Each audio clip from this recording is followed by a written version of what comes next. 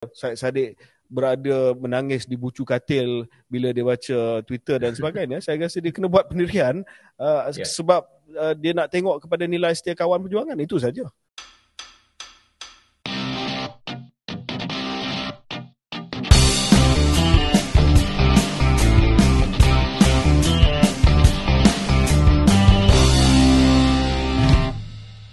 Assalamualaikum warahmatullahi wabarakatuh. Saya KJ. Saya Syaril Hamdan. Dan selamat kembali ke podcast Keluar Sekejap. Syaril sekarang ini tidak berada bersama saya di studio Keluar Sekejap. Saya difahamkan Syaril sedang bercuti dengan keluarga. Syaril, betul? Betul, saya sahkan. Ya, dan mungkin ada lag sikit dalam rakaman kita. Dan kita minta maaf kepada penonton sekiranya ada gangguan teknikal disebabkan Syaril sedang bercuti. Dan Syaril sedang bercuti di mana, Syaril? Saya baru semalam di Disneyland bersama dengan isteri dan anak, first time pergi ke situ, di Paris.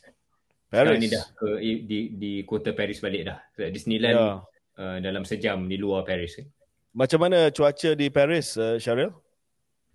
Agak tak adalah panas macam di Malaysia, tetapi sama, jadi di musim panas dalam musim panas, 28-29 darjah. Jadi okeylah, selesa. Adakah Syaril bercadang untuk pergi ke Louvre dan museum-museum lain? Pompidou Center? Yes.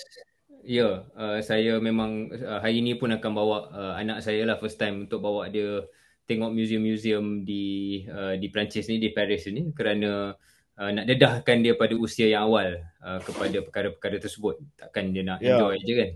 Baik. Mungkin dapat dedahkan juga kepada antara kota yang telah menjadi pusat kepada enlightenment, ya. Betul. Jadi itu mungkin terlalu awal untuk terangkan kepada dia, tapi dedahkan dia sikit sebanyak. And anyway, on a more personal note ni, kali pertama lah semenjak habis pilihan raya yang cuti panjang sikit dengan family. Jadi ambil kesempatan alang-alang tak bertanding dalam PRN kan, dah keluar sekejap dari politik. Kita banyak kali Syaril kata ni kali pertama pergi cuti dan sebagainya. Syaril harus enjoy diri sendiri. Tak perlu bagi alasan. Saya pun baru balik daripada cuti satu malam di Janda Baik. Dan tapi bukan tidaklah Paris, tetapi at least ada sedikitlah masa bersama dengan anak-anak saya, mampu pergi Janda Baik sahaja. Dan saya harap Syaril dapat percutian yang hebat dan dahsyat, insyaAllah. Terima kasih. Okay, let's move on. Okay. Cuti-cuti pun buat podcast tau. Kita nak bagi tahu kepada pendengar bahawa walaupun Syaril bercuti di Paris, tetapi kita masih lagi kekal dengan jadual podcast kita. Cuma minggu ni Syaril, saya rasa kita kena bagi tahu kepada pendengar setia kita dan penonton setia kita bahawa podcast Keluar Sekejap pada minggu ini sekali saja. Sebab bukan sangat sebab Syaril sedang bercuti di luar negara, kita boleh mengatasinya dengan teknologi dan sebagainya, tetapi lebih penting daripada itu adalah kru kita telah minta supaya ada sekali saja pada minggu ini disebabkan sambutan Hari Raya Aidiladha. Ya, setuju ya Syaril? Setuju. Okay, so Syaril, banyak perkembangan sejak kita keluarkan podcast episod yang terakhir. Antara dia adalah dari segi Dewan-Dewan Undangan Negeri. Saya rasa daripada 6, mungkin 4 dah bubar dan tinggal lagi 2 yang belum bubar, yang akan bubar dalam tempoh sehari 2 ni. Dan pembubaran Dewan-Dewan Undangan Negeri di Negeri Selangor, Negeri Sembilan, Pulau Pinang, Kedah, Terengganu dan Kelantan akan membawa kepada musim pilihan raya Part 2. Ya, kalau kita telah melalui musim pilihan raya Part 1 pada bulan November yang lepas, iaitu dengan PRU, sekarang ini kita akan melalui musim politik ataupun musim pilihan raya yang kedua, iaitu 6 negeri yang dinanti-nantikan, yang ramai penganalisa politik sudah pun mengistilahkan ataupun memberi gambaran bahawa ini adalah referendum ke atas 7 ataupun 8 bulan pertama pentadbiran PMX dan juga kerajaan campuran / kerajaan perpaduan. Apa pandangan cara? Memang isu referendum ini sebenarnya dah diutarakan banyak pihak.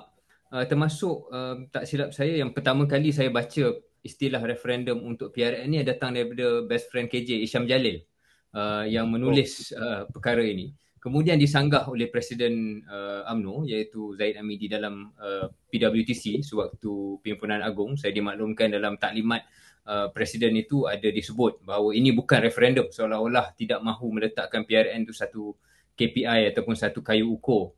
Tapi bagi saya memang sesuai lah kalau dikatakan ia satu referendum kepada keadaan kerajaan perpaduan dan sama ada rakyat boleh terima.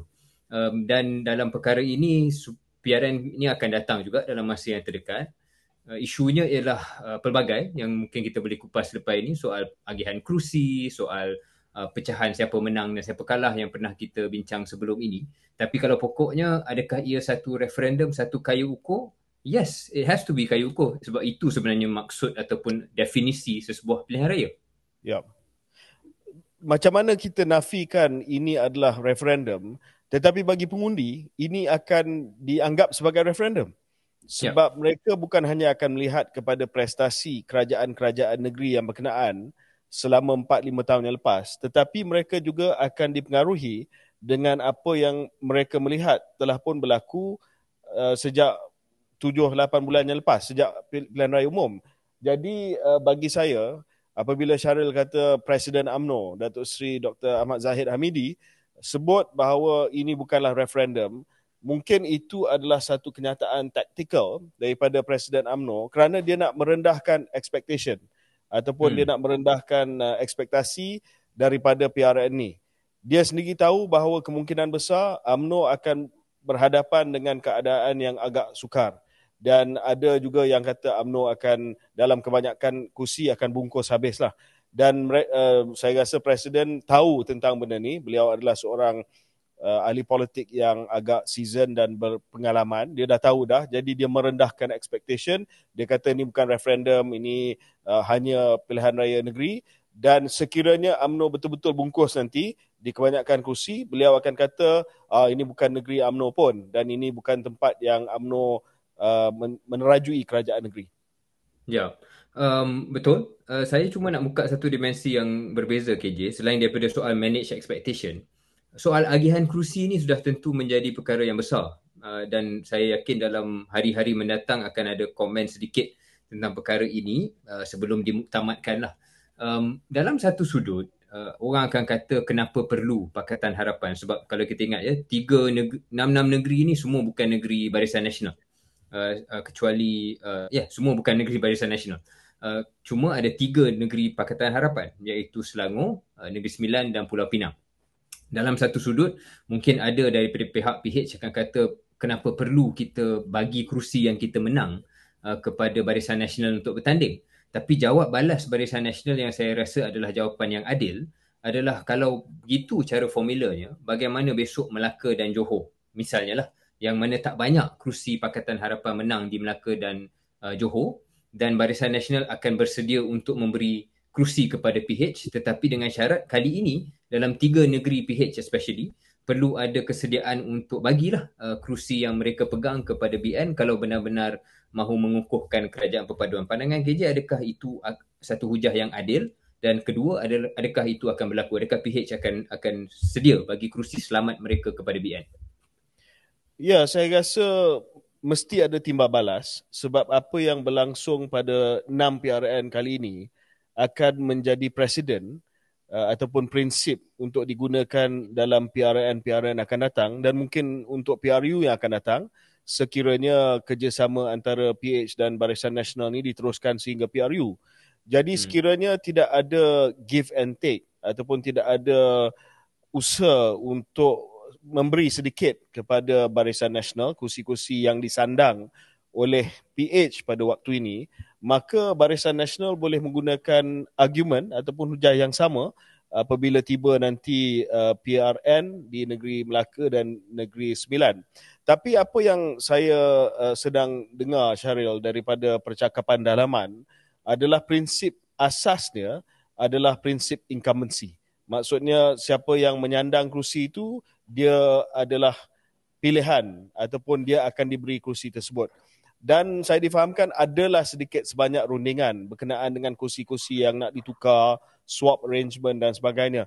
Dan mungkin akan ada satu dua kes yang luar biasa, tetapi secara umumnya prinsip dia adalah incumbency dan juga kerusi-kerusi yang dulu dimenangi oleh contoh Bersatu di bawah bendera Pakatan Harapan, itu yang menjadi topik perbincangan. Siapa yang akan dapat kursi itu? Sama ada kursi itu akan pergi kepada BN ataupun kepada PH, tetapi kursi yang lain akan mengikut incumbency kecuali dalam kes-kes yang luar biasa. Contoh mungkin kes Tengku Datuk Seri Zafrul yang pernah kita kupas, yang mungkin akan diberi laluan untuk bertanding di kerusi yang mungkin sebelum ini tidak dipegang oleh Barisan Nasional. Ya. Saya nak balik pada isu referendum, KJ. Mungkin kita nak kupas sedikit lah. Apa yang akan jadikan referendum ataupun apa sebenarnya isu yang akan membolehkan orang pilih untuk sokong wakil kerajaan perpaduan, BNPH ataupun pembangkang lah, iaitu daripada Perikatan Nasional, PAS dan Bersatu.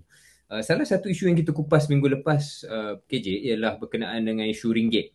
Isu ringgit yang merudum dan berada dalam keadaan yang kurang cemerlang. Sama juga mungkin kita lihat di media sosial banyak bercakap tentang isu pasaran bursa kita yang dilihat lemah dan hambar. Saya nak, yang nombor 2 tu saya tak nak sentuh sangat. Saya nak sentuh balik pada ringgit walaupun kita dah kupas perkara tu, KJ.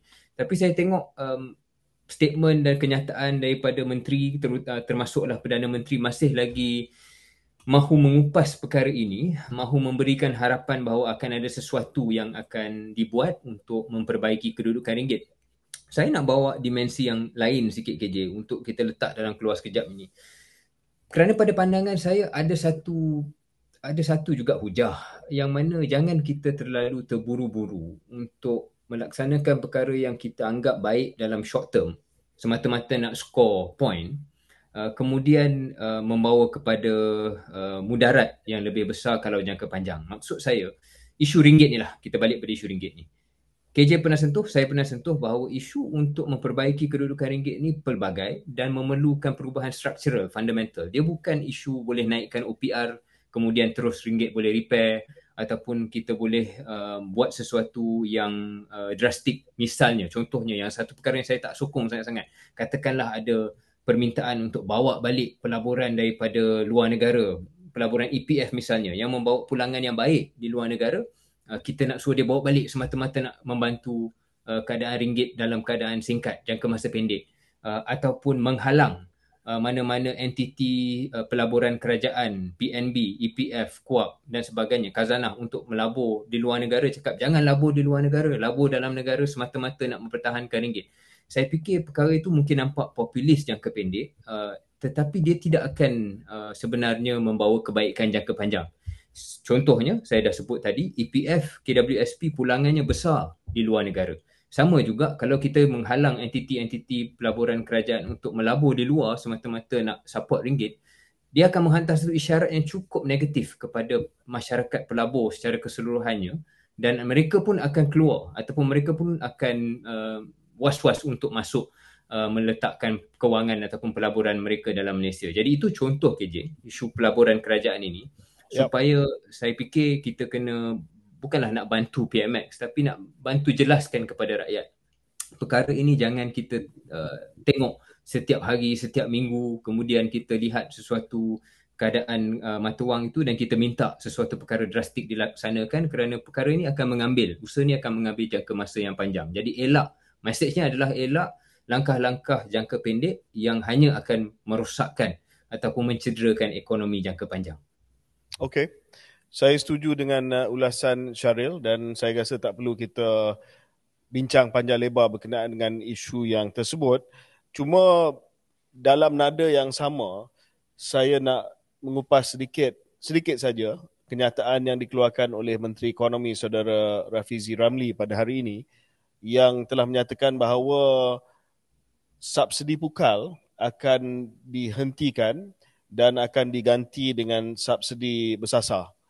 Saya rasa kenyataan ini bukan kenyataan yang baru, kenyataan yang pernah dikeluarkan oleh pemimpin-pemimpin dan juga menteri-menteri sebelum Rafizi dalam kerajaan sebelum ini pun. Saya pun pernah cakap bahawa kita tidak mampu untuk meneruskan subsidi pukal ataupun blanket subsidi dan mesti berhijrah ataupun mesti kita pergi kepada satu rejim yang mana kita memberi subsidi yang bersasar. Isu dia di sini adalah apabila kenyataan tersebut dibuat pada ambang pilihan raya negeri tanpa konteks yang lebih menyeluruh, sekali lagi dia boleh masuk ke dalam perangkap komen-komen jangka masa pendek, short term reaction. Dan saya lebih suka kalau kita nak berhujah dan kalau kita nak sampaikan kepada orang ramai bahawa zaman subsidi pukal sudah pun tamat dan kita harus bersiap sedia ke arah subsidi yang bersasar. Maksudnya sebagai contohlah untuk memudahkan pendengar dan juga penonton keluar sekejap memahami isu ni. Sekarang ini subsidi pukal maksudnya semua tak kiralah latar belakang, tak kiralah pendapatan, kiralah kereta jenama apa, yang menggunakan RON 95, minyak ataupun petrol RON 95 akan menikmati subsidi yang sama. Apa yang dimaksudkan sebagai subsidi bersasar adalah subsidi hanya akan diberi kepada mereka yang layak menerima. Contoh, mereka yang berpendapatan rendah dan sederhana akan dapat subsidi. Mekanismenya tak pernah diumumkan, ya, sebab sebelum ini kita banyak kaji mekanisme apa yang perlu kita guna. Contoh untuk petrol, untuk kita bantu mereka yang berpendapatan rendah. Adakah mekanisme itu di point of sale? Pergi ke stesen minyak, kita tunjuk kita punya my card itu akan dibaca dan kita tahu siapa yang layak menerima petrol yang disubsidi, yang siapa yang kena bayar harga pasaran. Tapi itu mungkin kompleks sikit. Ataupun adakah keluarga-keluarga dan pengguna daripada latar belakang ataupun daripada pendapatan rendah dan sederhana akan menerima wang tunai, cash transfer setiap bulan daripada kerajaan untuk menampung harga petrol yang akan dijual pada harga pasaran. Jadi bagi saya, bila kita nak umumkan satu perkara yang besar, yang dalam keadaan hari ini di mana pelbagai reaksi berkenaan dengan pengurusan ekonomi kita, saya setuju dengan Syaril, isu ringgit ni isu jangka masa panjang, tetapi banyak cemohan, banyak kritikan bahawa tidak ada pengurusan ringgit, mata wang, nilai mata wang dan sebagainya yang tersusun. Maka bila buat kenyataan tersebut tanpa mengupas dan juga menjelaskan dengan lebih terperinci lagi mekanismenya, jangan risau, walaupun kita akan pindah kepada sistem subsidi bersasar, tetapi kita ada mekanisme untuk memastikan bahawa mereka yang berpendapatan rendah, sederhana, akan ditampung dengan bantuan daripada kerajaan yang bermaksud subsidi bersasar. Saya minta pandangan Syaril sebab bagi saya bila kita buat kenyataan yang umum macam itu di ambang pilihan raya negeri, perkara ini mesti akan dispin oleh pihak lawan dan akhirnya yang menjadi mangsa adalah perdebatan ekonomi dan juga perdebatan polisi yang sepatutnya tidak diremehkan begitu saja oleh kerana satu kenyataan yang mungkin tidak lengkap. Ya, Malaysia pernah melalui perkara serupa ni. Setiap kali kita nak buat sesuatu yang akan menaikkan kos, sama ada untuk semua ataupun untuk sebahagian rakyat Malaysia. Sama ada GST dulu ataupun even subsidi bersasar atau minta maaf, bukan subsidi bersasar tetapi kenaikan pengapungan harga minyak sendiri pada zaman Pak Lah kan, yang dilaksanakan waktu itu pun mendapat kritikan dan mendapat cemohan. Benar apa yang KJ katakan, perlu ada cara komunikasi yang lengkap, dan itu akan sentiasa ada ruang untuk penambahbaikan supaya rakyat memahami perkara ini kita ambil di satu side dan kita akan bagi balik side yang lain. That's basically the point lah, macam mana kita nak komunikasikan point tersebut. Saya cuma setelah beberapa tahun dalam politik KJ dan melihat perkara ini, membaca apa yang negara lain buat dan sebagainya, saya juga merasakan mungkin akan tiba satu masa mana-mana kerajaan kena buat perkara ini dan akan kena bayar kosnya. Dan sebuah kerajaan yang berani melaksanakan sesuatu langkah tidak popular dan stick to it walaupun ia tidak popular, akan memberi satu sumbangan besar kepada negara jangka masa panjang. Poin saya dalam satu sudut lain KJ, mungkin mustahil untuk mendapatkan komunikasi 100% yang tepat. There is no way kita communicate macam mana pun, in the end akan boleh diputar kepada di kalangan mereka yang akan menggunakan ini sebagai poin politik. Jadi saya rasa betul apa yang KJ katakan, tetapi pada masa yang sama I think we have to support lah any effort yang kalau kita dalam kerajaan mungkin je kita nak buat perkara ni, kita dah lama mengatakan bahawa subsidi bersasar ni perlu dibuat untuk kebaikan sejagat, untuk kebaikan kedudukan fiskal negara dan sebagainya, untuk economic efficiency dan sebagainya. We have to do it and somebody has to bite the bullet. It so happens sekarang ni yang biting the bullet ni adalah ataupun yang paying the cost maybe adalah kerajaan BNPH. I think we have to find a way to membantu supaya orang faham bahawa ini adalah perkara yang positif untuk ekonomi negara. Komen saya, that was cue for you to make it brief, tetapi komen saya berkenaan dengan perkara yang dibangkitkan oleh Syaril tadi adalah it remains to be seen. Sebab selama ni kita di Keluar Sekejap, kami di Keluar Sekejap memberi peluang sehingga selepas pilihan raya negeri. Jadi kita nak tengok seperti mana yang Syaril sebutkan tadi, siapa yang akan bite the bullet. Adakah kerajaan pentadbiran PMX akan bite the bullet berkenaan dengan rasionalisasi subsidi? Kita akan tengok dan lihat sama ada betul-betul berani untuk dilaksanakan selepas pilihan raya negeri. Kita faham kenapa tidak dapat dilaksanakan sepenuhnya sebelum PRN. Satu, tak sempat sebab banyak perkara dan mekanisme perlu dibangunkan. Yang kedua, of course lah, sebagai orang politik kita tahu timing is everything. Timing sangat penting. Kalau buat di ambang pilihan raya negeri, kalau dilaksanakan di ambang pilihan raya negeri, mesti akan ada kesan pada keputusan pilihan raya negeri. Syaril, saya nak pindah kepada topik lain kalau boleh, tapi kita masih lagi kekal dengan tema pilihan raya negeri. Dan pertamanya adalah perkembangan yang melibatkan seorang bekas ahli parlimen yang saya tak pasti dia keluar sekejap ataupun keluar selama-lamanya, tetapi dia telah memberi satu ucapan di pentas ceramah Pakatan Harapan, kalau tak silap saya di Petaling Jaya. Dan ada yang kata mungkin dia tersasul, mungkin dia terlupa yang PH sekarang ini berada di dalam pentadbiran bersama dengan Barisan Nasional. Tetapi kenyataan yang saya sebut ini ataupun yang saya merujuk ini adalah kenyataan ceramah yang diberikan oleh Tony Pua. Dan saya rasa pelbagai reaksi telah pun kita melihat sama ada di media sosial ataupun daripada pemimpin-pemimpin parti-parti politik yang berada di dalam campuran kerajaan perpaduan. Basically, Tony Pua dalam ucapannya telah pun menggelar bukan hanya Perikatan Nasional, tetapi dia menggelar Barisan Nasional juga sebagai corrupt coalition.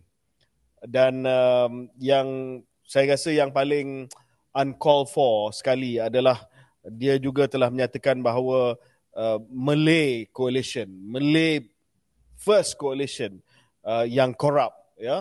Dia memberi penekanan kepada istilah Malay based ataupun Malay first.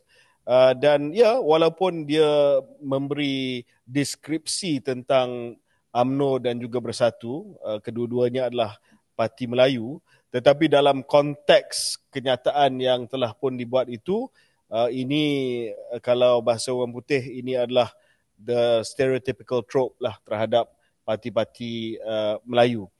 Jadi yang pertamanya saya nak bincang dengan Syaril dan juga dengan pendengar Keluar Sekejap, kenapa kenyataan ini dibuat?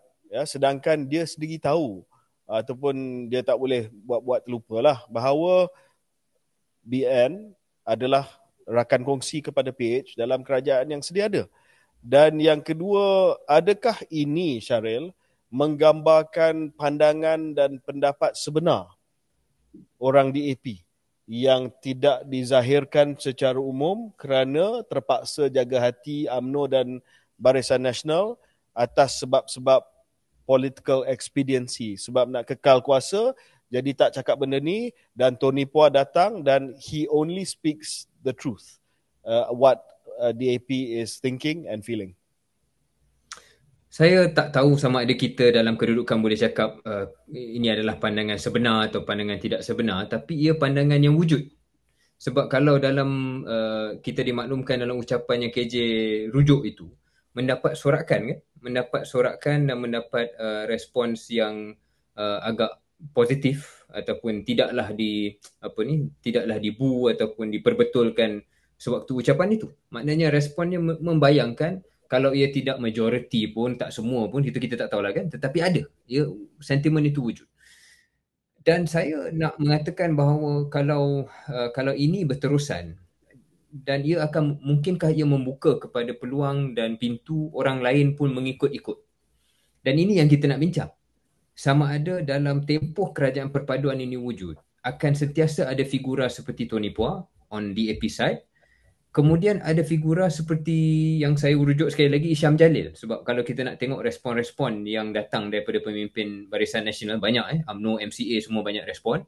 Salah satunya adalah Isham Jalil yang seolah-olah mengatakan tak apalah kalau macam ni, baik you bagi tahu pemimpin DAP untuk keluar daripada kerajaan ataupun berhentikan kerjasama ini dan UMNO sedia jadi pembangkang. Jadi respon-respon UMNO yang lain berbentuk lain. Dia pukul Tony Pua, dia bantai Tony Pua, tapi dia tidak bantai DAP. Isham Jalil mengatakan kalau ini berterusan, lebih baik UMNO duduk di luar kerajaan. Jadi boleh bayangkan akan ada figura-figura bukanlah ekstrim, tetapi figura yang mencerminkan, menzahirkan sentimen dalam setiap parti masing-masing yang masih lagi tidak selesa dengan parti lagi satu. BN tidak selesa dengan PH tidak selesa dengan BN, akan ada sentimen itu dan sentimen itu akan diizinkan untuk dizahirkan di halayak umum. Jadi kalau perkara ini berterusan, apakah kesannya kepada kestabilan kerajaan? Itu yang saya nak bawa dalam dimensi perbincangan kita, KJ. Ya, saya dari segi jangka masa panjang, saya tak tahu sama ada ucapan ini akan memberi kesan ataupun tidak. Sebab saya rasa kalau kita ambil jangka masa beberapa tahun sehingga pilihan raya umum, mungkin ucapan ini akan dilupakan. Dan suara-suara daripada kepimpinan, contoh suara saudara Anthony Loke, suara ataupun kenyataan yang dikeluarkan oleh Datuk Seri Ahmad Zahid Hamidi, seolah-olah kita move on sajalah. Ini pandangan daripada Tony Pua, dia tak pegang jawatan lagi dalam DAP, dia bukanlah wakil rakyat daripada DAP, jadi kita move on sajalah. Dan ada suara-suara yang tidaklah ekstrim ataupun tidaklah selantang Isham Jalil. Contohnya kenyataan daripada Dr. Akmal Saleh, Ketua Pemuda UMNO Malaysia, yang minta supaya DAP mengambil tindakan tegas terhadap Tony Pua, basically holding statement lah. Dia tak sampai tahap nak mengatakan bahawa dia nak keluar daripada kerajaan. KJ, kalau boleh saya celah, itu yang saya tak pasti sama ada bacaan KJ ataupun bacaan KJ adakah ia terlalu optimistik. Tidakkah KJ risau ataupun memikirkan ada kemungkinan ini bukan ucapan tunggal ataupun statement tunggal seperti ini, bahawasanya akan berterusan individu-individu lain yang keluarkan statement macam ni? Saya rasa untuk kesan jangka masa pendek, statement ini agak berat dia punya kesan. Sebab saya nampak statement ini telah pun tular dan akan dibangkitkan semula oleh Perikatan Nasional sewaktu kempen PRN nanti, dan akan mendorong pengundi-pengundi Melayu yang selama ini menyokong UMNO untuk tidak memberi sokongan kepada sama ada calon UMNO ataupun calon Barisan Nasional, calon Pakatan Harapan. Tapi dari segi jangka masa panjang yang saya sebutkan tadi, saya menjangkakan bahawa kalau ada pun statement kenyataan seperti ini yang diulang ataupun yang mengulangi tema yang sama, contoh pemimpin DAP yang lain yang mungkin setahun dua akan datang akan cakap, oh BN pun korup, kita harus pergi solo, PH harus bertanding sendiri pada pilihan raya akan datang. saya percaya kita akan mendengar reaksi yang sama daripada kepimpinan. Kepimpinan Zahid Hamidi, Anthony Locke, hatta daripada pemimpin-pemimpin lain dalam PH sendiri akan cuba meletakkan ataupun cuba move on lah. Dia akan sweep under the carpet dan dia akan ignore benda ni, ya, sebab bagi mereka yang penting adalah mereka kekal berkuasa. Suara-suara ini boleh digambarkan sebagai suara-suara minoriti ataupun suara yang tidak mewakili kepimpinan. Tapi mereka biarkan saja sebab ada juga dia punya usefulness untuk membenarkan suara-suara ini dari masa ke semasa untuk muncul, sebab bagi mereka kepimpinan kadang-kadang suara ini perlu dibenarkan untuk mereka biarkan pandangan-pandangan akar umbi itu yang mungkin berlega di kalangan kaum umbi itu mendapat ataupun disampaikan dan secara tidak langsung boleh mengurangkan tekanan terhadap kepimpinan. It's like a pressure valve lah. Dia loosen the pressure valve, bagi orang vent sikit. Ya, saya faham apa yang KJ sampaikan itu. Cuma saya pun membayangkan ada kemungkinan lah apabila ada seolah-olah a race untuk proof siapa lebih authentic, siapa lebih ultra. Bila race itu bermula, maknanya dia tak jadi suara tunggal. Bila ada orang bantai UMNO, ada orang UMNO akan berkejar-kejar untuk tunjuk dia bantai balik dan vice versa. Benda tu boleh snowball KJ, and we've seen that happen before. Jadi itu yang saya cuba sampaikan. Jadi perkara ni boleh di sweep under the carpet sekali, 2 kali, 3 kali, tetapi kalau sentiasa berterusan, dia boleh jadi perkara lain. Yep. Kita akan tunggu dan lihat apa perkembangan jangka masa panjang dari segi pandangan-pandangan yang lebih mencerminkan pandangan akar umbi di dalam parti masing-masing. Sebab apa yang kita tahu bukan hanya dari segi reaksi kita melihat di Perhimpunan Agung UMNO yang masih lagi reaksi yang hamba terhadap kerjasama dengan DAP, tetapi juga dengan kenyataan Tony Pua yang mungkin mencerminkan pandangan sebenar dalam hati penyokong-penyokong DAP. Kesimpulan dia adalah hubungan ini, kerjasama ini masih lagi sangat tidak selesa dan kita tengoklah dalam tempoh masa yang akan datang apa yang akan berlaku. Saya nak pindah kepada satu lagi isu, Syaril, sebelum kita berhenti untuk break, iaitu berita yang berkenaan dengan kenyataan daripada Yang Berhormat Saudara Syed Saddiq Abdul Rahman pada 26 Jun, di mana telah pun diisytiharkan bahawa parti yang beliau menerajui akan bergerak solo pada PRN. Untuk konteks pendengar, dan saya rasa ramai tahu tentang perkara ini, selama ini Muda tidak bergerak solo. Dia bergerak dalam satu, walaupun tidak sebagai sebahagian daripada Pakatan Harapan, sebagai parti komponen, tetapi mereka ada arrangement, ada persefahaman. Contoh saya rasa pada PRN di Johor, mereka telah pun diberi 1-2 kursi, ataupun dalam PRU di Muar, Syed Saddiq telah pun diberi kursi dan tidak ada calon lain daripada Pakatan Harapan yang lawan dia. Jadi mereka seolah-olah memberi laluan kepada Muda. Tapi kali ini Muda telah membuat keputusan yang agak mengejutkan, sebab selama ini apa yang kita dengar adalah Muda akan dan terus memohon untuk menjadi komponen parti komponen kepada Pakatan Harapan secara rasmi, tetapi bila tidak ada kata putus daripada Majlis Presiden Pakatan Harapan dan juga Sekretariat Pakatan Harapan, mungkin disebabkan itu dan disebabkan pilihan raya negeri tak lama lagi nanti, Syed Saddiq dan juga rakan-rakan beliau dalam Muda telah membuat keputusan bahawa kita tak nak tunggu lagi keputusan daripada Pakatan Harapan, kita akan menjadi third force ataupun kuasa yang ketiga. Tidak mahu menjadi pelengkap lagi kepada Pakatan Harapan, bergantung harap ihsan Pakatan Harapan untuk campak kerusi ataupun kawasan kepada kita untuk bertanding. Kita akan pilih mana-mana yang kita nak bertanding dan kita akan menawarkan diri sebagai kuasa ketiga. Syaril. Saya sokong sebenarnya pendirian ini. Saya menyambut kerana sokong bagi Muda. saya Saya sokong Saddiq pendirian Muda. Menjadi ahli saya Muda. Sokong pendirian Muda. Hari ini dan kita nak Saddiq. tahu, adakah Syaril akan menjadi ahli Muda? Saya masih muda, insyaAllah. Jadi sama ada saya jadi ahli atau tidak di podcast yang berbeza. KJ dah bersilat soalan tentang KJ ni dah banyak kali, jadi saya pun akan ikut juga bersilat. Tetapi tak menjadi rahsia bahawa saya secara peribadi memahami dan menyambut positiflah apa yang cuba dibawa oleh Buddha secara keseluruhannya. Dan dalam hal ini secara khususnya, saya fikir it's about time. It's about time that they finally make a stand bahawa mereka tidak akan lagi dilayan seperti second class citizen dalam Pakatan Harapan. Kerana kalau macam KJ jelaskan, mereka dah menanti-nanti Dia bukan status second mereka. class citizen sebab dia bukan citizen pun. Dia refugee dalam Pakatan Harapan. Sure.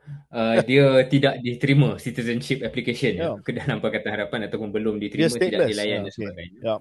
Dan mereka mengambil pendirian macam KJ kata menjadi third force. Saya rasa it's time for two reasons. Satu ialah kita sentiasa melihat bahawa third force ni tak boleh. Third force ini akan dalam sistem first past the post. Untuk pendengar yang mungkin tidak jelas, first past the post maknanya dalam sebuah kerusi yang kita tanding, sama ada kerusi parlimen ataupun kerusi Dewan Undangan Negeri, siapa yang dapat lebih undi dialah yang menang. Jadi biasanya kalau orang kata kalau 3 penjuru, 4 penjuru, yang betul-betul bertanding tu hanya 2 parti besar.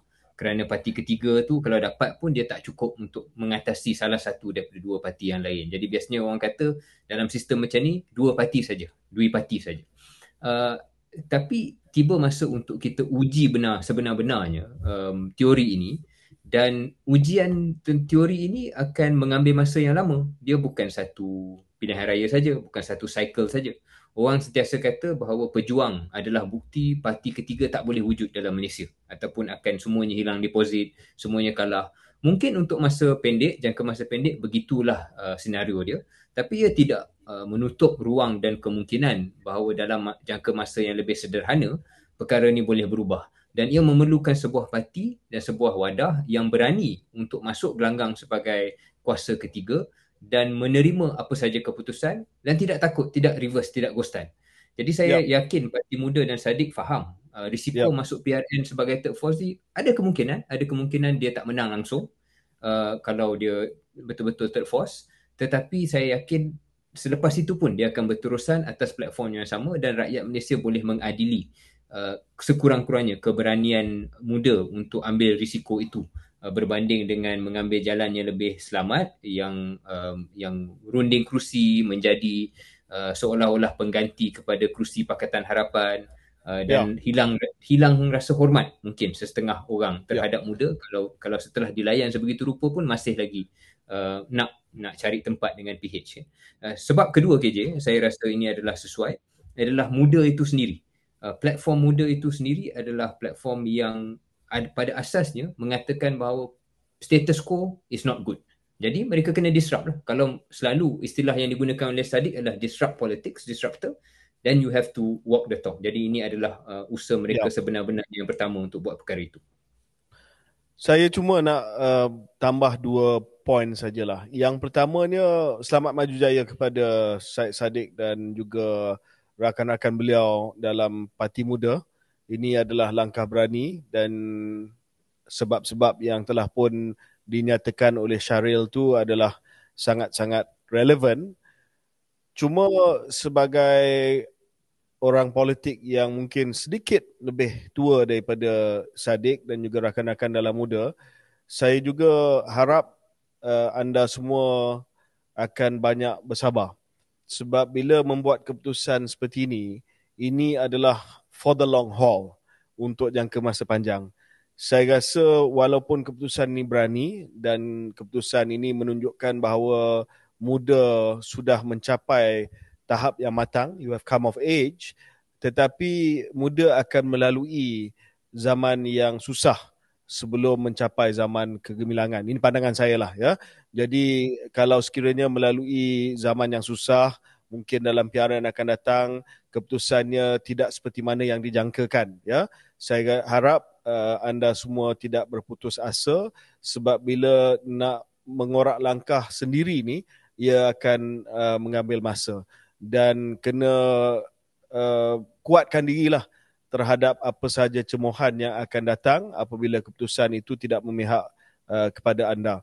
Dan dalam nada yang sama, saya juga ingin menyatakan bahawa saya agak bersimpati kepada muda sebab apabila membuat keputusan dan pengumuman untuk keluar daripada arrangement yang mereka ada dengan Pakatan Harapan, maka mereka telah menjadi mangsa penyokong-penyokong dan juga Laskar Cyber Pakatan Harapan yang telah meratah habis Syed Saddiq dan juga rakan-rakan beliau dalam muda. Selama ini mereka menahan jari. Ada seorang ahli parlimen yang kata dia menahan jari. Saya tak pasti apa menahan jari daripada bercakap apa yang dia nak cakap ataupun menulis apa yang nak tulis ataupun memberi isyarat apa saja isyarat yang dia nak memberi isyarat kepada Syed Saddiq. Sekarang ni dia boleh buat, ya. Dan ini telah membuka floodgates kepada cemohan dan juga kritikan terhadap Syed Saddiq. Antaranya biasalah ini adalah Trojan horse ataupun kuda Trojan Tun Dr. Mahathir dan akhirnya kembali ke pangkuan Tun Mahathir dan lain-lain. Jadi saya rasa kita tahulah nilai setia kawan sebenar mereka yang selama ini telah menyokong Saddiq, dan bila Saddiq cuba buat sesuatu atas pendirian dia sendiri, dia telah pun dibuang dan dicampak begitu saja. Ya, kalau saya nak tambah final point, KJ kata keputusan ini membuka pintu untuk Laskar Cyber dan orang PH yang tak berkenan dengan Saddiq untuk bantai dia habis-habisan. Tapi to be fair, dia orang dah buat benda ni sebelum ni pun. Dan saya yakin antara sebab yang mendorong muda kepada keputusan ini ialah kerana mereka melihat selama berbulan-bulan selepas PRU, mereka telah pun dilayan dengan sebegitu buruk dan sebegitu macam tak ada muka lah oleh Pakatan Harapan. Jadi kalau nak kata keputusan ini membawa kepada pintu, saya rasa pintu tu PH dah buka dah. PH dah buka sebelum ini pun dan telah pun menyindir muda habis-habisan sebelum ini. In a way, they force muda's hand. Sebab what was muda meant to do? Sebab orang boleh nampak benda ni, dia bukan menyindir di belakang tabir, dia menyindir depan-depan di media sosial. Saddiq had no choice really. If he stayed on with PH, memang there was no face lah. Cuba saya nak tambah sikit Syaril. Mungkin rejoinder ataupun jawapan daripada pihak Pakatan Harapan mungkin adalah takkanlah Saddiq ni koyak macam tisu, dia punya kekuatan dia nipis macam tisu. Dia kena cemuh, dia kena serang dan tiba-tiba dia keluar daripada. Saya rasa bukan soal dia koyak ataupun dia ni tisu ataupun dia ni snowflake, tapi ini soal kepercayaan, ini soal setia kawan. Kalau kita dah nampak bahawa orang tu tak nak terima kita dan asyik bantai kita, bukan soal kita koyak, bukan soal kita tidak ada kekuatan untuk menghadapinya, but kenapa kita nak buang masa dengan orang macam tu? Ya, saya rasa Syaril dan saya telah dipanggil macam-macam nama, tapi saya tak pernah rasa koyak ataupun apa benda. Tapi why should I waste my time? Kenapa saya nak buang masa dengan orang macam tu? Betul kan? Dia macam personal life jugalah. Kalau ada kawan kita anggap kawan, kalau dia layan kita macam tak baik, takkan kita nak pergi lepak dengan dia lagi. Saya tak rasa Saddiq berada menangis di bucu katil bila dia baca Twitter dan sebagainya. Saya rasa dia kena buat pendirian sebab dia nak tengok kepada nilai setia kawan perjuangan, itu saja. I don't think Saddiq berada di bucu katil beliau. Anyway, atas apabila kita dah selesai nanti pilihan raya negeri, kita akan tengok where all this settles dan kita akan berhenti seketika dan kita akan kembali selepas ini.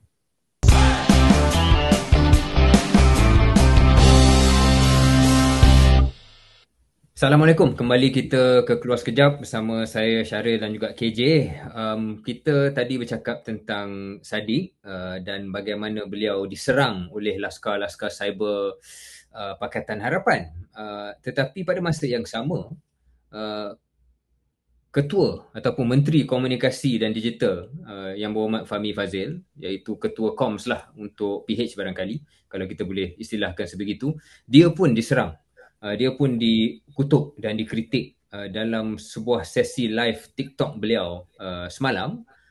Ada beberapa kritikan dan cemuhan yang datang dalam ruang komentar. Yang menjadi isunya ialah respon yang dikeluarkan oleh Fahmi Fadzil sendiri pada waktu live itulah. Kalau saya boleh bacakan. Ini adalah ungkapan apa yang dikatakan oleh Fahmi. Semua anda yang masuk dalam live saya dan mengeluarkan kenyataan ini, anda sedang dipantau oleh pihak berkuasa. Jangan marah saya kalau ada panggilan nanti ataupun ada radioka yang singgah di rumah anda. Ya, we are monitoring. Behave yourself. Ya, haha. Diorang tak tahu sebenarnya Walaun yang masuk, maki hamun dan dia keluarkan kenyataan-kenyataan yang tak patut. So basically, Menteri Komunikasi Fahmi Fazil, dia marahlah apabila ada komen-komen yang tak cantik daripada barangkali Laskar Cyber Perikatan Nasional ataupun itu yang didakwanya dengan istilah Walaun itu yang kita pernah cakap tak berapa kita gemar. Saya nampak KJ ini adalah satu lagi momen ataupun satu lagi episod di mana realiti berada dalam kedudukan kerajaan membawa kepada respon yang berbeza berbanding apabila menjadi pembangkang. Kalau dulu pembangkang, Pakatan Harapan dan juga cyber trooper Pakatan Harapan akan sentiasa bercakap tentang freedom of speech dan sebagainya. Tetapi kalau kita tengok, saya tak nak fokus hanya pada Fahmi Fazil kerana saya rasa KJ, kalau kita lihat di media sosial, yang menekan Fahmi Fazil untuk berlaku keras ni adalah penyokong PH sendiri.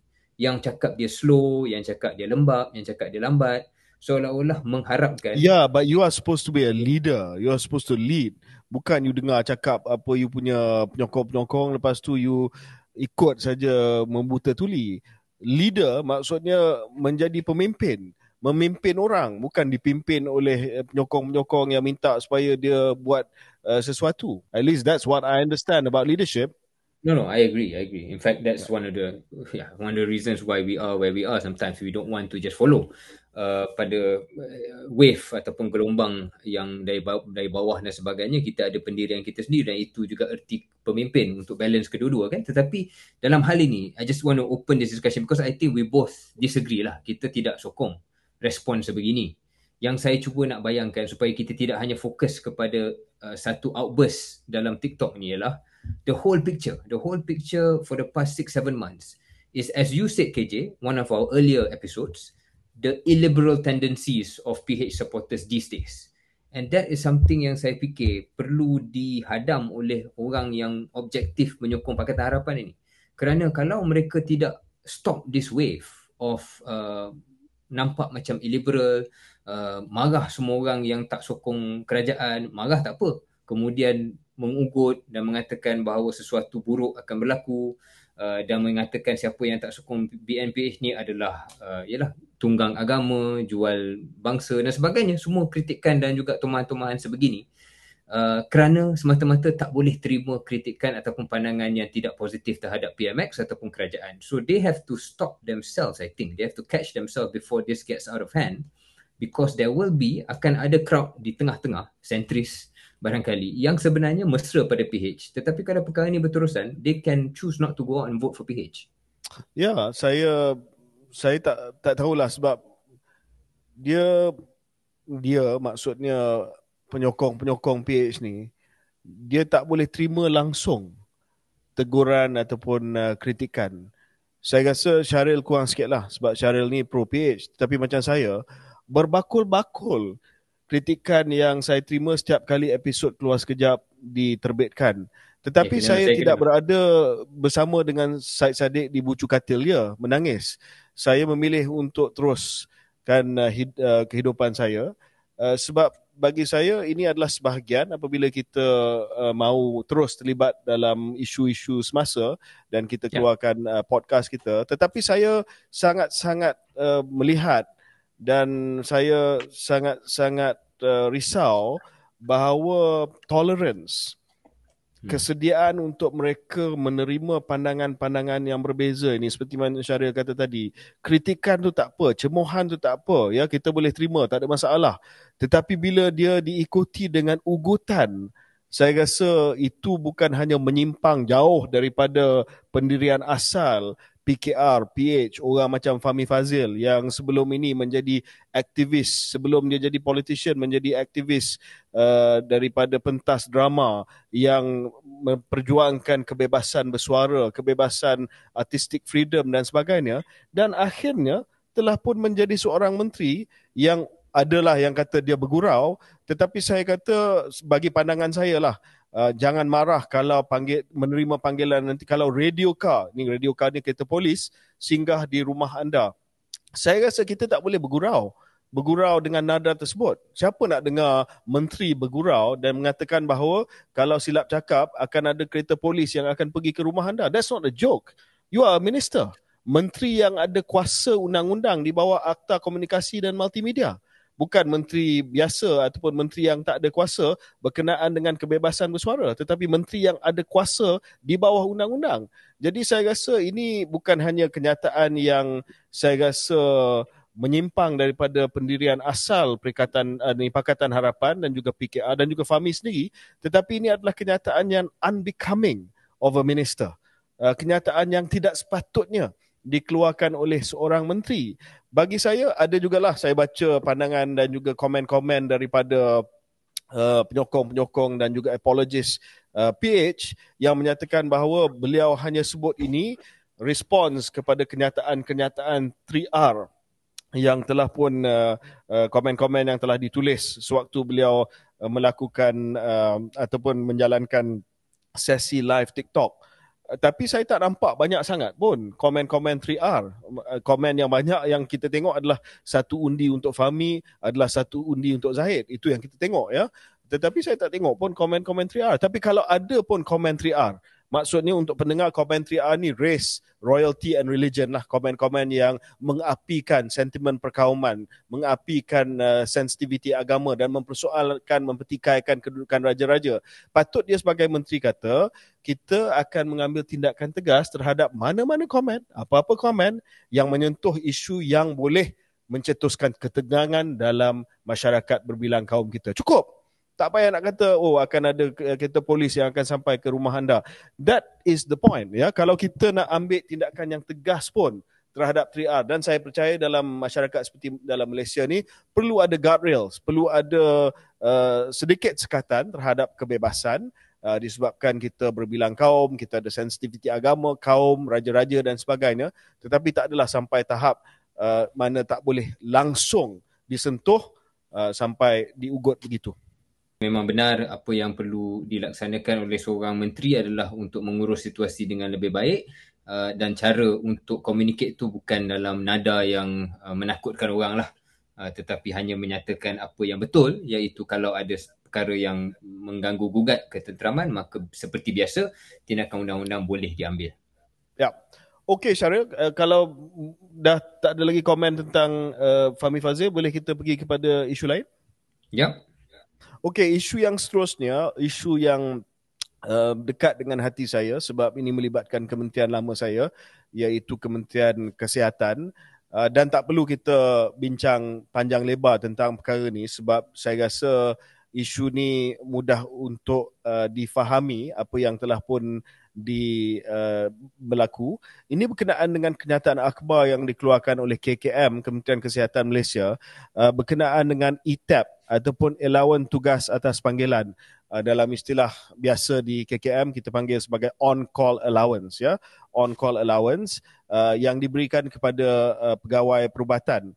Tetapi kalau kita melihat kepada kenyataan tersebut, ada beberapa masalah dengan kenyataan tersebut. Ya, saya tak payah cerita secara detail, tapi pertamanya ada pertikaian dari segi fakta dalam kenyataan tersebut. Ya, ayat yang digunakan, ETAP dibayar berdasarkan 15 jam sehari, ada yang kata tak betul kerana terdapat 24 jam pada hari Sabtu dan Ahad. So itu adalah detail dari segi fakta dia. Contoh yang digunakan juga ramai yang kata tidak relevan, ya. Jadi saya baca contoh yang digunakan dalam kenyataan akhbar KKM ini sebab dia nak tunjuk bahawa sebenarnya pegawai perubatan di KKM mendapat gaji yang agak lumayan dan sepatutnya tidak minta supaya on-call allowance dinaikkan. Jadi dia memberi contoh, sebagai contoh saya baca kenyataan, sebagai contoh Dr. Ali. Dr. Ali ni dah jadi famous lah di seluruh KKM sekarang ni. Seorang pakar perubatan grade UD 52 menerima gaji pokok dan allowance tetap bulanan sebanyak 17,299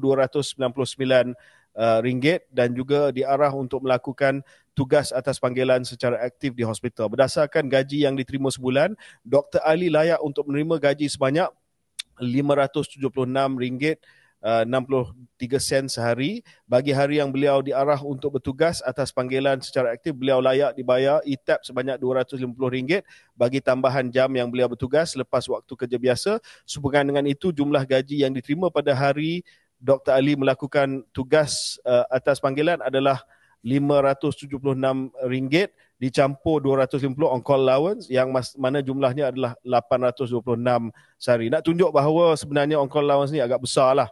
Ya, masalah dia contoh ini tak relevan sebab contoh yang diguna Dr. Ali ni, hypothetical ni adalah hampir mustahil, tidak realistik dan sangat jauh daripada situasi yang dihadapi oleh kebanyakan pegawai dan pakar perubatan. Cuba cari Dr. Ali ni. Contoh yang diberikan, contoh Dr. Ali hypothetical ni, seorang pakar perubatan UD 52, tidak logik menerima gaji seperti ini. Kalau ada pun, dia adalah seorang yang mungkin terpaksa berada di grade 52 selama 22 tahun pada grade yang sama. Maksudnya dah tak wujud lah doktor ni. Dia punya gaji, ya? Tak wujud lah doktor ni. Basically doktor ni tak wujud lah. Basically doktor ni tak wujud. Di KKM sekarang ni dah jadi joke. Dia tengah cari Dr. Ali ni siapa? Contoh ni di mana? Dan kalau wujud pun Dr. Ali yang mendapat on-call allowance dan juga gaji seperti ini, mungkin tak ramai lah. Mungkin handful saja Dr. Ali. Kesimpulannya apa yang saya nak sebut adalah kenaikan kadar on-call allowance ini telah pun dinaikkan pada last 2012, ya, 11 tahun. Adakah wajar 11 tahun berlalu tanpa sebarang kenaikan sedangkan kos inflasi? Jadi pandangan saya beginilah saya untuk memudahkannya. Sebelum saya keluar daripada KKM hari itu, saya telah usahakan supaya antara perkara yang saya nak selesaikan, ya, saya dah sebelum saya keluar saya berjaya selesaikan isu sedikit berkenaan dengan isu doktor kontrak, dapat tambahan dalam 4,000 jawatan tetap dan sebagainya. Tetapi saya juga telah cuba usahakan supaya kita dapat review on-call allowance ataupun kadar ETAP ini supaya dinaikkan. Sebab saya tahu bahawa walaupun ETAP ini bukan gaji, ya, gaji terus jalan. Tetapi on-call allowance ini adalah tambahan kepada gaji seperti mana yang saya sebutkan tadi. Tapi saya sebut bahawa ini adalah satu perkara yang perlu dikaji semula. We have to relook at the rate of on-call allowance. Tetapi apa yang saya melihat, kenyataan daripada KKM ini lebih kepada keadaan yang sedia ada. Ya, alasan, ini keadaan yang sedia ada.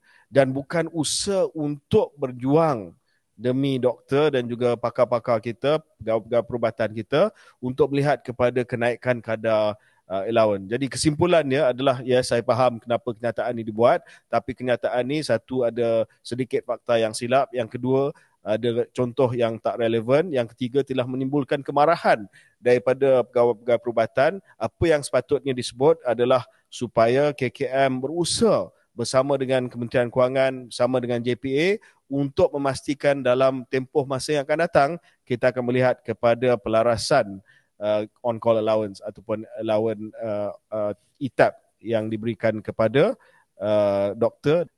Ada satu lagi isu, Syaril, dengan ringkas nak bincang? Ya, kita bincang tadi off air. Satu perkara yang nak sentuh secara ringkas lah. Ini bukan berita domestik. Berita tentang apa yang berlaku di Rusia. Sebab kita sedia maklum, perang Rusia-Ukraine ni sudah pun berlarutan lebih setahun dan membawa kesan global yang juga sampai ke negara kita dalam bentuk inflasi dan sebagainya lah, macam-macam yang telah pun terkesan daripada peperangan ini. Tetapi yang menjadi isu yang mengejutkan saya fikir satu dunia ialah apa yang berlaku beberapa hari yang sudah, di mana ada sebuah usaha ataupun attempt untuk saya tak pasti sama ada kita boleh kata menggulingkan Putin, mungkin belum lagi sampai ke tahap itu, tetapi sudah tentu satu cabaran yang cukup besar dan serius kepada kuasa yang kita anggap selama ini dia pegang dengan cukup erat di Rusia, iaitu ada satu kelompok ataupun satu kumpulan private military company, ataupun kalau bahasa Melayunya barangkali satu kelompok ketenteraan swasta, Wagner Group, yang selama ini membantu Putin dan membantu Rusia. Dia basically, just a private military company yang buat kerja-kerja ketenteraan selain daripada apa yang dilaksanakan oleh tentera rasmi daripada Rusia. Ketuanya, iaitu kalau saya sebut namanya betul, Yevgeny Prigozhin, yang selama ini membantu Putin. Pada beberapa hari yang lepas, dia dan juga kelompok dia terus mengambil alih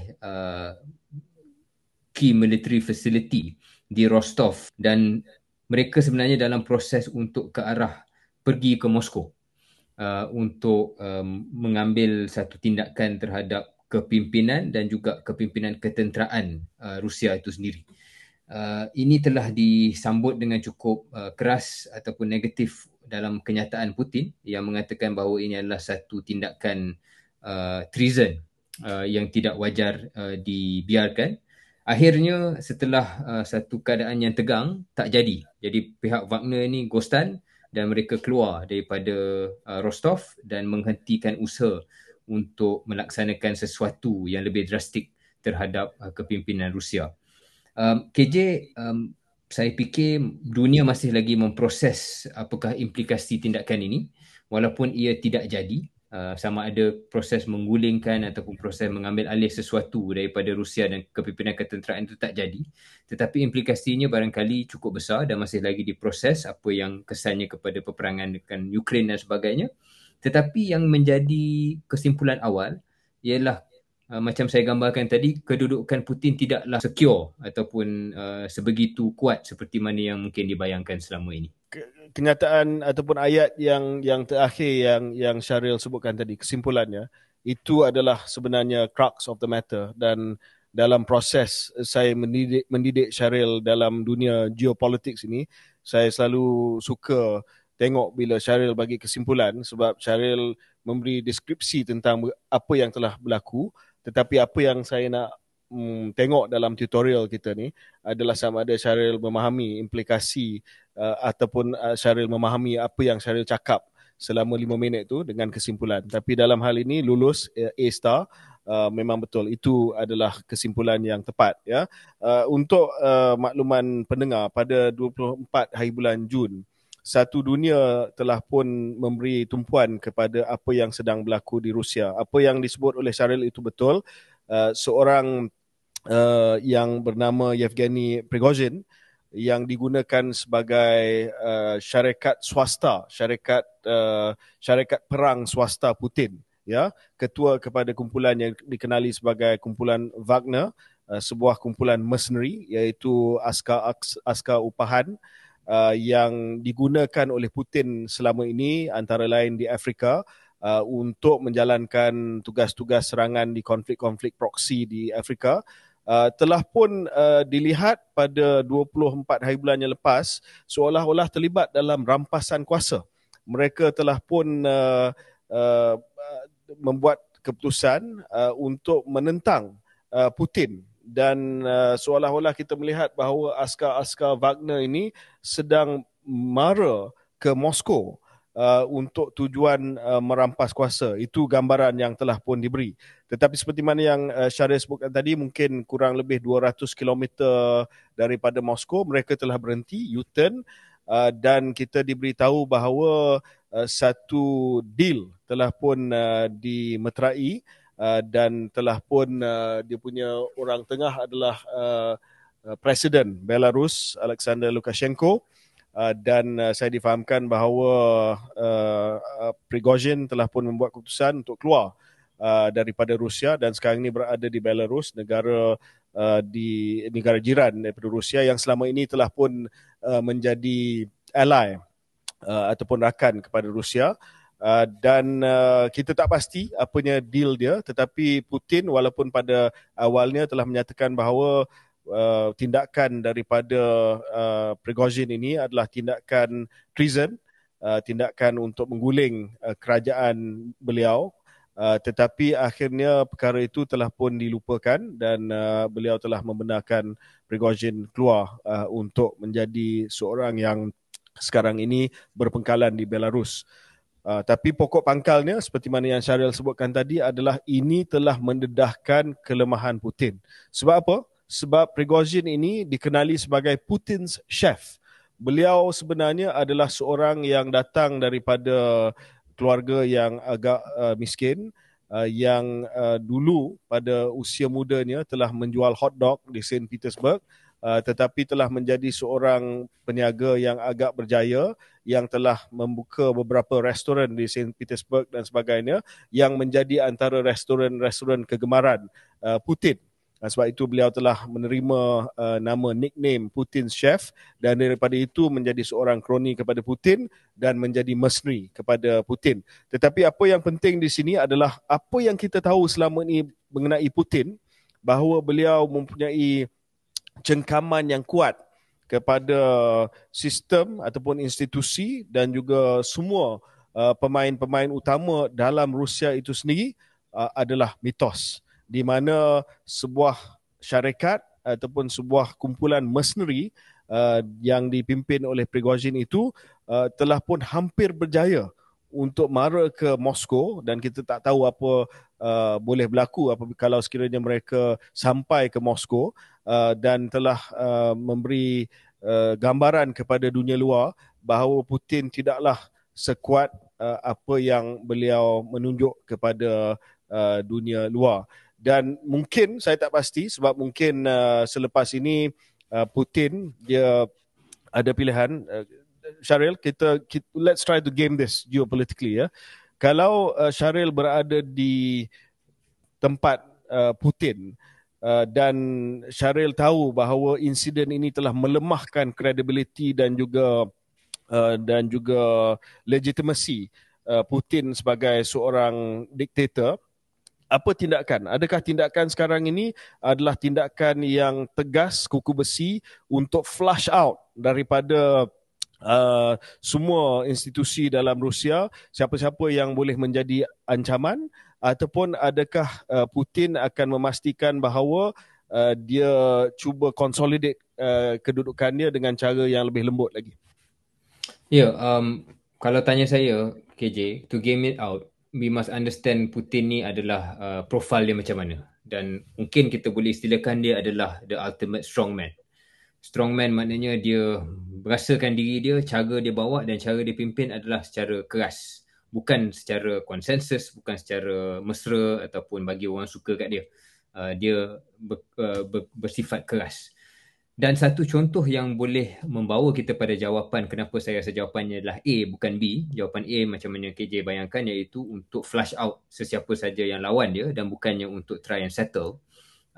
Adalah satu lagi strongman, iaitu daripada Turki, Erdogan sendiri. Apabila ada percubaan untuk menggulingkan Erdogan beberapa tahun yang sudah, apakah respon dia? Respon dia bukan untuk try and meet them halfway dalam istilah bahasa Inggeris ataupun cuba berkompromi, tetapi responnya adalah untuk benar-benar pastikan tidak ada lagi sikit pun unsur yang boleh mengganggu gugat kedudukan pada waktu itu Erdogan. Saya rasa benda yang serupa akan berlaku dalam konteks Putin. Bagaimana dia nak buat itu saya tak pasti, sebab kita macam KJ kata, ketua Wagner ini, the chef ni telah pun sekarang ni keluar daripada Rusia, barangkali dia Belarus, tetapi mungkin pegawai-pegawai dia ataupun allies dia akan diambil tindakan yang keras oleh Putin. Itu kalau kita nak agak lah ataupun kita nak dapatkan satu andaian.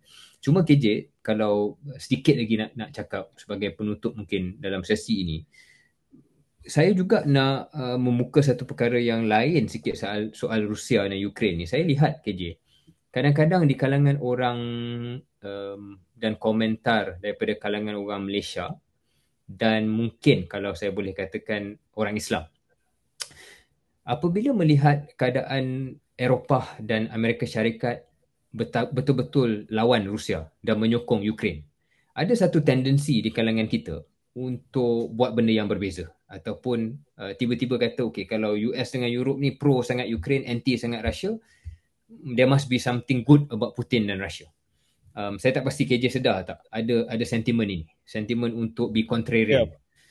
Saya tak kata sentimen contrarian itu satu-satunya perkaranya adalah perkara yang tak betul, tidak, tetapi jangan pula kita romanticize Russia dengan Putin. Kerana begitu banyak sebenarnya, seperti mana kita tak suka ataupun kita marah kezaliman pihak-pihak tertentu di Barat terhadap orang Islam dan sebagainya. That doesn't mean enemy of orang Barat is necessary our allies. Kerana apa yang Putin dan Russia telah buat terhadap di Chechnya, di Syria, bukan perkara yang baik ya. Mereka juga bertanggungjawab ke atas begitu banyak kematian dan juga perkara yang membawa kepada kehilangan nyawa orang Islam. Sama juga di China. Ada tendensi untuk kita romanticize because we don't like America kononnya. We want to see how we can be friendlier to America's enemies ataupun America's opponents.